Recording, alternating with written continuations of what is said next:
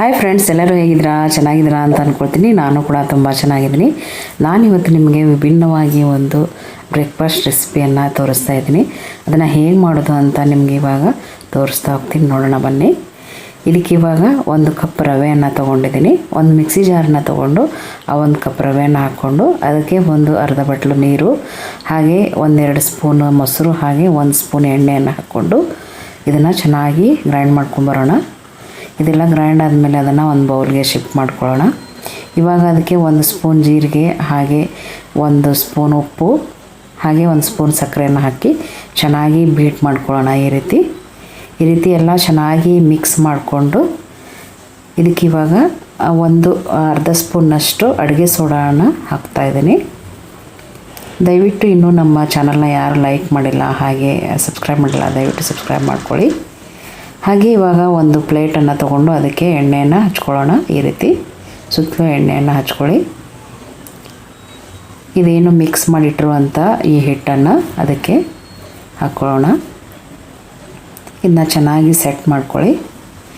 ಹಾಗೆ ಇವಾಗ ಗ್ಯಾಸ್ ಮೇಲೆ ಒಂದು ಬಾಳಿಗೆಯನ್ನು ಇಟ್ಟು ಅದಕ್ಕೆ ಒಂದು ಸ್ಟ್ಯಾಂಡನ್ನು ಇಡ್ತಾಯಿದ್ದೀನಿ. ಅದರಲ್ಲಿ ನೀರನ್ನು ಹಾಕಿ ಮೊದಲಿಗೆ ಬಿಸಿ ಮಾಡಿ ಇಟ್ಕೊಂಡಿರ್ಬೇಕು ಫ್ರೆಂಡ್ಸ್. ಆಮೇಲೆ ಆ ಸ್ಟ್ಯಾಂಡನ್ನು ಇಟ್ಟು ಈ ಹಿಟ್ಟನ್ನು ಏನು ಹಾಕ್ಕೊಂಡಿದ್ವಲ್ಲ ಅದನ್ನ ಹಾಕ್ಕೊಳ್ಳೋಣ. ಹಾಗೆ ಒಂಚೂರು ಗಾರ್ನಿಷ್ಗಾಗಿ ಖಾರದ ಪುಡಿಯನ್ನು ಸೇರಿಸ್ತಾ ಇದ್ದೀನಿ. ಚೆನ್ನಾಗಿ ಎಲ್ಲ ಖಾರದ ಪುಡಿಯನ್ನು ಸುತ್ತಲೂ ಹಾಕ್ಕೊಳ್ಬೇಕು ಫ್ರೆಂಡ್ಸ್. ಒಂದು 10 ನಿಮಿಷ ಆದಮೇಲೆ ಅದು ಚೆನ್ನಾಗಿ ಬೆಂದು ಬರುತ್ತೆ. ಇವಾಗ ಅದು ಬಿಸಿ ಇದೆ ಫ್ರೆಂಡ್ಸ್. ಬಿಸಿ ಇರುವಾಗ ಅದನ್ನು ತೆಗೆಯೋದು ಬೇಡ.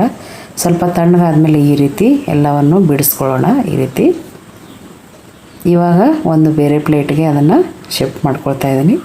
ನೋಡಿ ಎಷ್ಟು ಚೆನ್ನಾಗಿ ಬೆಂದು ಬಂದಿದೆ ಅಂತ. ಸುಲಭವಾಗಿ ಇದನ್ನು ನಾವು ಸಂಜೆ ಟೀ ಟೈಮಿಗೆ ಮಕ್ಕಳಿಗೆ ಮಾಡಿಕೊಡ್ಬೋದು. ಹೆಲ್ದಿಯಾಗೂ ಇರುತ್ತೆ, ತುಂಬ ಟೇಸ್ಟಿಯಾಗೂ ಇರುತ್ತೆ. ಈ ರೀತಿ ಮಾಡಿಕೊಂಡು ಒಂದು ಪಿಜ್ಜಾ ಕಟ್ಟರಿಂದ ಇದನ್ನು ಕಟ್ ಮಾಡ್ಕೊಳ್ಳೋಣ. ಈ ರೀತಿ ಸ್ಲೈಸ್ ಆದಮೇಲೆ ಇವಾಗ ಗ್ಯಾಸ್ ಮೇಲೆ ಒಂದು ತವೆಯನ್ನು ಇಟ್ಟು ಅದಕ್ಕೆ ಎಣ್ಣೆಯನ್ನು ಸೇರಿಸ್ಕೊಳ್ಳೋಣ. 1 ಸ್ಪೂನ್ ಎಣ್ಣೆ ಹಾಕಿದರೆ ಸಾಕು ಫ್ರೆಂಡ್ಸ್. ಇದಕ್ಕೆ ಇವಾಗ ಆ ಸ್ಲೈಸ್ಗಳನ್ನೆಲ್ಲ ಇದ್ರ ಮೇಲೆ ಇಟ್ಟು ಒಂದು ಸಲ ಫ್ರೈ ಮಾಡ್ಕೊಳ್ಳೋಣ.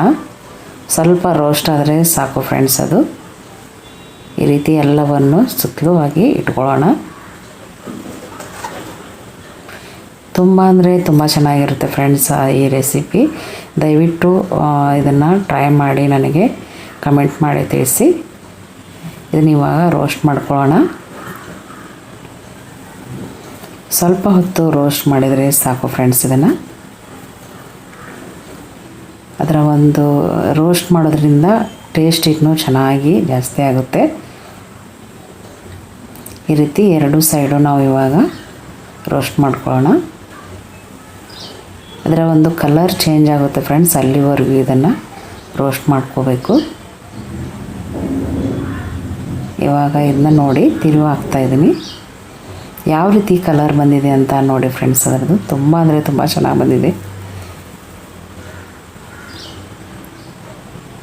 ಈ ರೀತಿ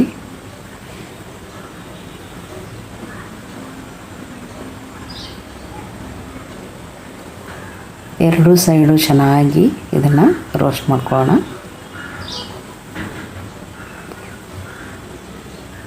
ಹಾಗೆ ನಮ್ಮ ಚಾನಲ್ನ ಇದುವರೆಗೂ ಯಾರು ಸಬ್ಸ್ಕ್ರೈಬ್ ಮತ್ತು ಶೇರ್ ಆ್ಯಂಡ್ ಲೈಕ್ ಮಾಡಿಲ್ಲ ಅನ್ನೋರು ದಯವಿಟ್ಟು ನಿಮ್ಮ ಒಂದು ಲೈಕಿಂದ ನಮಗೆ ಮೋಟಿವೇಶನ್ ಸಿಕ್ಕಾಗೆ ಆಗುತ್ತೆ. ದಯವಿಟ್ಟು ಪ್ರತಿಯೊಬ್ಬರು ಒಂದು ಲೈಕನ್ನು ಕೊಡಿ. ಇಷ್ಟ ಆದರೆ ಸಾಕು ಫ್ರೆಂಡ್ಸ್. ಇವಾಗ ಇದನ್ನು ಒಂದು ಪ್ಲೇಟ್ಗೆ ತಗೊಳ್ಳೋಣ. ಎಲ್ಲವನ್ನು ಒಂದು ಪ್ಲೇಟ್ಗೆ ತಗೊಂಡ್ಬಿಡೋಣ.